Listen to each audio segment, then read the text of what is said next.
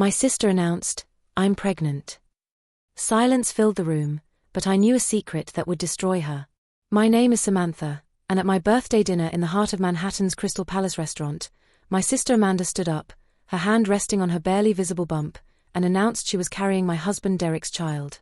The room spun like a carnival ride gone wrong, the gentle clink of champagne flutes fading into white noise as every pair of eyes swiveled toward me, waiting for the inevitable breakdown.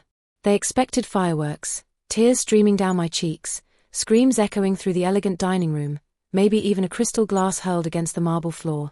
Amanda's smile was razor-sharp, cutting through the tension like a blade through silk, and Derek, standing beside her like a guilty co-conspirator, had the audacity to look apologetic, as if he hadn't just driven a stake through my heart on what should have been my special night. But I didn't crumble. I didn't give them the satisfaction of watching me fall apart. I simply sat there, my fingers wrapped around the stem of my champagne flute, letting the silence stretch and grow thick as honey, suffocating everyone at that perfectly set table. They thought they were the authors of my story, that they held all the power in their perfectly manicured hands. What they didn't know was that I had been holding the pen all along. Growing up in our modest Brooklyn brownstone, I was always the responsible one, the daughter who kept our family's world spinning on its axis. While Amanda, 3 years my junior, floated through life like she was made of stardust and dreams, I was the one balancing our mother's checkbook when she forgot to pay the mortgage. Amanda got the spotlight, new dresses from Bloomingdale's, ballet classes at Lincoln Center, standing ovations at every school recital, while I got lectures about duty and reliability. "You're so dependable, Samantha," they would say, like it was some kind of consolation prize, but those words always felt more like prison bars than praise. I didn't complain. Not really. I loved my sister deeply, even when her natural charisma made me feel invisible in my own family. I convinced myself that's just how families worked, one person anchored to the ground while the other soared through the clouds. When I met Derek at a coffee shop in Soho, I thought I had finally found my moment to shine. He was a financial advisor with Morgan & Associates, all smooth confidence and grand promises, with eyes that made you feel like the most important person in any room. We had our wedding ceremony at Central Park's Bethesda Fountain, and I threw myself completely into building what I believed would be our perfect life together. My deepest dream was simple but powerful. A house filled with children's laughter, tiny footsteps racing through hallways, bedtime stories whispered in cozy nurseries. But after years of hoping and trying, no baby came. Every negative pregnancy test felt like another small death, chipping away at my confidence until I started believing I was failing at the one thing that mattered most to me. Derek would wrap his arms around me during those dark moments, his voice gentle and reassuring. "It's okay, Sam. We'll keep trying. Our time will come." I believed him with every fiber of my being. I believed in us. That faith would soon become my greatest mistake. That belief shattered on a rainy Thursday afternoon in our Upper West Side apartment. I was searching for a chocolate chip cookie recipe on Derek's iPad when an email notification appeared at the top of the screen. The sender was Amanda.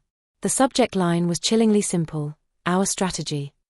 My stomach dropped like I was falling from a skyscraper. Every instinct screamed at me to close the notification and pretend I hadn't seen it, but my trembling fingers moved with a mind of their own. I tapped the screen. The email laid everything bare like an autopsy report. The affair that had been happening right under my nose for months. Secret rendezvous at the Marriott downtown while I worked late at my accounting firm. Stolen weekends in the Hamptons when I thought Derek was visiting his college roommate. But it was the final paragraph that made my knees give out completely. Amanda had crafted a detailed plan to announce her pregnancy at my birthday celebration, designed specifically to humiliate me in front of everyone we cared about. The goal was to push me toward a quiet, uncontested divorce where they could walk away with everything we'd built together. "She'll fold like she always does," Amanda had written. "Samantha never fights back." I dropped the iPad, watching the screen spiderweb against our hardwood floor, the cracks mirroring the fractures spreading through my chest. I stumbled toward our bathroom, locking the door behind me and pressing my back against it as if I could somehow keep the truth from following me inside. My breathing came in short, desperate gasps, but the tears wouldn't come. Instead, I opened my mouth and released a silent scream that seemed to pour out every ounce of pain, rage, and betrayal I was feeling. It was a wordless goodbye to the life I thought I knew. Then something fundamental shifted inside me. The pain didn't destroy me. It transformed me into something harder, sharper, more dangerous than they could have ever imagined. I picked up my phone with steady hands and called Brooklyn, my closest friend since our Columbia University days. "Brooklyn, I said, my voice surprisingly calm despite the hurricane raging in my chest. It's happening. They're trying to destroy me. Her voice crackled with immediate concern through the phone. Samantha, where are you right now? Home, I replied, staring at my reflection in the bathroom mirror and seeing a stranger looking back. But I'm not going down without a fight. I'm going to burn their entire world to the ground. The weeks following my devastating discovery blurred together like watercolors in rain, a mixture of consuming rage and laser-focused determination. I felt like I was walking a tightrope suspended between completely falling apart and fighting back with everything I had. Brooklyn arrived at my apartment that same evening, her red curls bouncing with righteous fury as she stormed through my front door, ready to declare war on my behalf. We need a battle plan, she announced, pacing around my living room while her paralegal mind shifted into strategic mode. I sat on my couch, the broken iPad still scattered across the floor like evidence of my shattered life, and told her absolutely everything. As I recounted Amanda's betrayal and Derek's elaborate deception to Brooklyn, a memory from the previous year clawed its way to the surface, demanding my attention like an itch I couldn't scratch. Derek and I had been trying to conceive for what felt like an eternity, each failed attempt leaving another quiet scar on my heart. I had begged him repeatedly to get medical testing, to see if there might be a scientific explanation for our struggles. He had resisted for months, brushing off my suggestions with dismissive waves of his hand, until one day he suddenly agreed. Fine, he had said, I'll go to Manhattan Fertility Associates and get checked out. He went to the appointment alone, returning home with red, puffy eyes, and held me while I sobbed against his chest. It's not me, Samantha, he had whispered, his voice thick with what I believed was shared grief. Dr. Martinez says I'm completely normal. It must be something with you. I had carried that crushing weight for an entire year, believing my body was broken, that I was somehow defective. Every doctor's appointment, every invasive test, every disappointed look from specialists. I blamed myself for all of it while Derek played the role of the supportive, long-suffering husband, stroking my hair and promising we would overcome this obstacle together. Now, knowing what I knew about his capacity for deception, that life felt like the cruelest cut of all. Brooklyn, I said, my voice hard as granite, I need to see Derek's actual medical results from Manhattan Fertility Associates. The real ones. She frowned, tucking a rebellious curl behind her ear. Samantha, those records are protected by HIPAA laws. It's not exactly simple to access them. I'm his wife, I snapped, my hands trembling with barely contained fury. There has to be some way. Brooklyn's eyes narrowed with determination. Give me a few days. I'll find a way into that fortress. It took 2 weeks of relentless effort, phone calls to medical offices, digging through Derek's old paperwork for signed consent forms, and Brooklyn's clever navigation around clinic protocols. One evening, an email arrived in my inbox with a PDF attachment that made my heart pound against my ribs. I sat at my kitchen table, staring at the file icon for what felt like hours before finally clicking it open. The medical report loaded slowly, and I scrolled down to the summary section with shaking fingers. Patient exhibits complete azoospermia, the clinical language read. Diagnosis: non-obstructive azoospermia. Patient is sterile. The word sterile hit me like a physical blow. Derek wasn't just a cheating liar, he had allowed me to believe for an entire year that I was the broken one, knowing full well that he could never give me the family I desperately wanted. My hands weren't shaking with sadness anymore.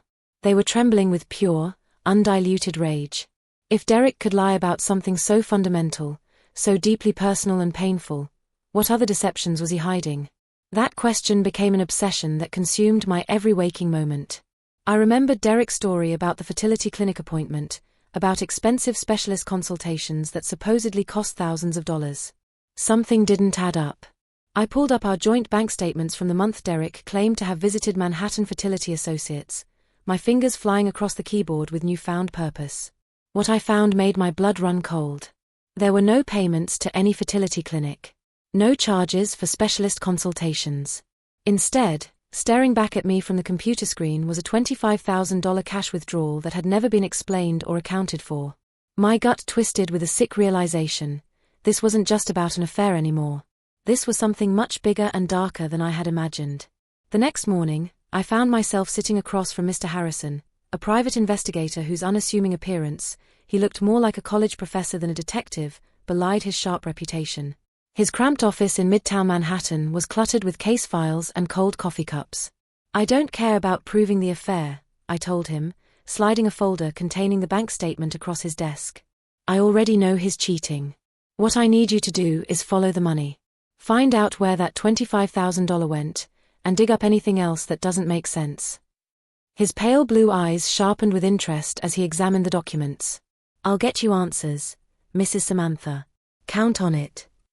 As I walked out of his office into the bustling New York streets, the autumn air crisp against my face, I felt something new stirring inside me. Not just anger, but a sense of power I had never experienced before. Derek and Amanda thought they could break me down, reduce me to nothing, but they had seriously underestimated who they were dealing with. I wasn't the fragile, accommodating sister they had written off in their cruel calculations. I was the woman who had been holding our entire family together since childhood, and now I was going to use those same skills to systematically tear their lives apart. Mr. Harrison delivered his findings 2 weeks later, the report arriving in my email like a ticking time bomb waiting to explode. I sat at my kitchen table with a cup of coffee growing cold, the Manhattan skyline gray and imposing through my window, and opened the file that would change everything. The numbers told a story more twisted than anything I could have imagined in my worst nightmares. Derek had established a secret offshore account, systematically funneling money to Amanda over the course of 18 months. Her rent for that expensive Soho loft, her brand new BMW, the designer handbag she flaunted on Instagram, all of it paid for with money that rightfully belonged to both of us. But the discovery that made my vision blur with rage was a $300,000 transfer from Derek's corporate expense account, money he had embezzled from Morgan & Associates, to a real estate company for a house in Westchester County. The property was registered under my own mother's name. My mother, who had spent my entire life choosing Amanda over me, was now an active participant in their conspiracy to destroy me. This wasn't just betrayal anymore. It was a carefully orchestrated criminal enterprise designed to strip me of everything I had ever worked for. I called Brooklyn immediately, my voice shaking not with tears, but with ice-cold determination. They're not just stealing my marriage, I told her. They're stealing my entire life. Brooklyn was at my apartment within 30 minutes, her laptop open on my dining room table, helping me piece together the full scope of their betrayal. The Westchester house, the embezzled money, Amanda's pregnancy announcement, it was all part of an elaborate plan to leave me financially ruined and emotionally devastated while they walked away with everything. My mother's involvement cut the deepest. She had always excused Amanda's selfishness, always found ways to justify her favoritism, but this, signing her name to a house purchased with stolen money, felt like she had erased me as her daughter entirely. I spent the next several days preparing for war, my anger sharpening into a weapon more precise than any knife. Brooklyn and I rehearsed my speech for the Crystal Palace dinner, practicing in my living room until my voice remained steady and strong, no matter how many times we ran through it. You've got this, Sam, Brooklyn said, her eyes fierce with protective pride. They have no idea what's coming for them. I nodded, clutching the documents that would serve as my ammunition. Derek's medical report proving his sterility and Mr. Harrison's financial investigation exposing the embezzlement scheme were tucked safely in my purse, quiet promises of justice waiting to be fulfilled. The night before my birthday dinner, I stood on my apartment balcony, looking out over the glittering lights of Manhattan. The city sprawled before me like a constellation fallen to earth, each light representing someone's dreams, struggles, victories, and defeats. I felt the full weight of my family's betrayal, Amanda's jealousy, Derek's lies, my mother's complicity in their scheme. But I also felt something else coursing through my veins. Strength. Raw, undiluted power. I had spent my entire life being the responsible one, the sister who fixed problems and kept everyone else's world spinning smoothly. And now I was going to use those exact same skills to fix this situation. Not by screaming or begging or falling apart, but by being smarter, more strategic, and absolutely unstoppable. As the city lights reflected off the East River like scattered diamonds, I whispered to the night air, tomorrow, they'll finally see who I really am. The Crystal Palace restaurant was everything I had expected.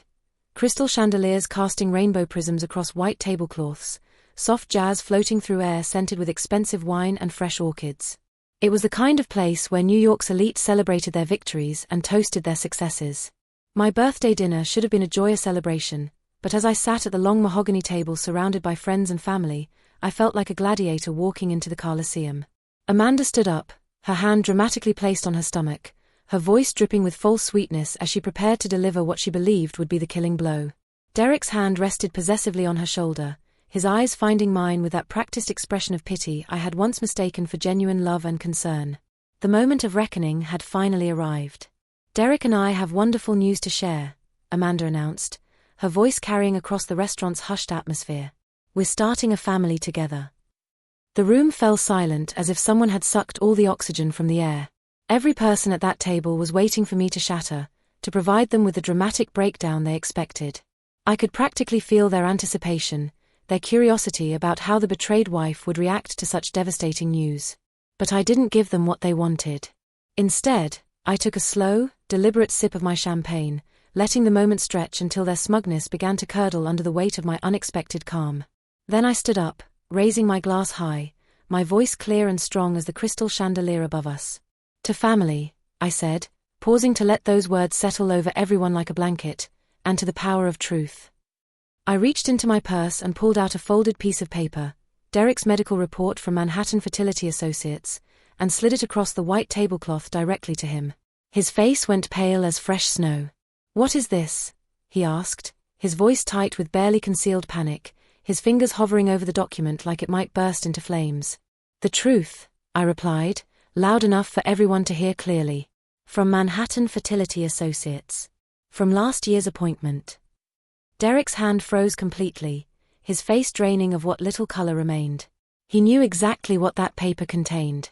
Amanda's confident smirk began to falter as she looked back and forth between us, confusion replacing her earlier triumph. "You see, the biggest lie wasn't you sleeping with my sister, Derek," I said, my voice cutting through the restaurant's atmosphere like ice. "The biggest lie was letting me believe for an entire year that I was the reason we couldn't have children." A collective gasp rippled through our dinner party. Amanda's hand dropped from her stomach as if it had been burned, her face crumpling as the horrible realization hit her like a freight train. Derek was completely sterile. Her pregnancy wasn't his child. Her eyes snapped to Derek, then back to me, horror and panic replacing every trace of her earlier confidence. I turned to face my mother, who sat frozen in her chair, her wine glass trembling in her grip. "And Mom," I said, my tone softening into something far more dangerous, "that house in Westchester is absolutely beautiful. But when Morgan and Associates finishes their fraud investigation into Derek's missing $300,000, they'll be coming to reclaim it." The restaurant erupted into chaos. Derek lunged across the table, his face twisted with desperate rage. "You're lying," he screamed, but 2 security guards were on him immediately, restraining him as he thrashed and cursed my name. Amanda sat completely frozen, her hands shaking uncontrollably, tears streaming down her cheeks as the full scope of her situation became clear. My mother's sobs cut through the commotion, her head buried in her hands. I felt no pity for any of them. Only a fierce, burning sense of justice finally being served. I had spent years being the quiet one, the reliable daughter and wife who never made waves.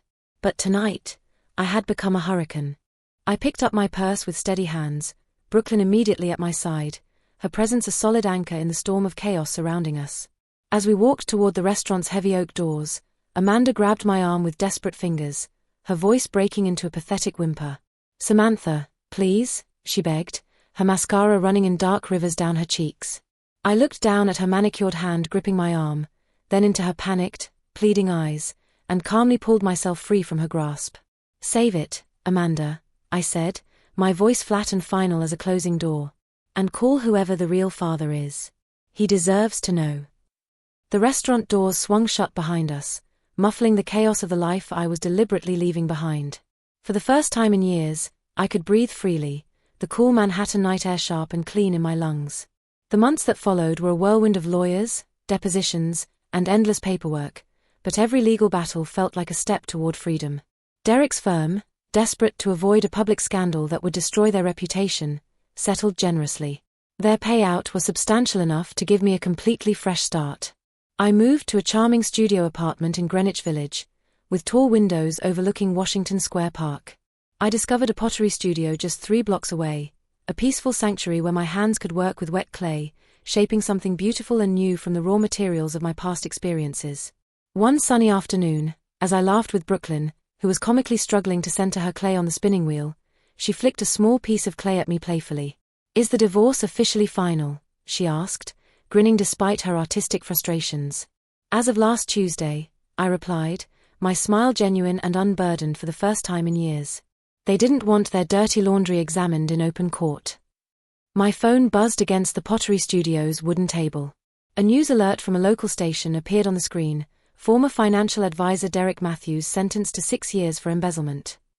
The accompanying photo showed him in handcuffs, his face hollow and defeated.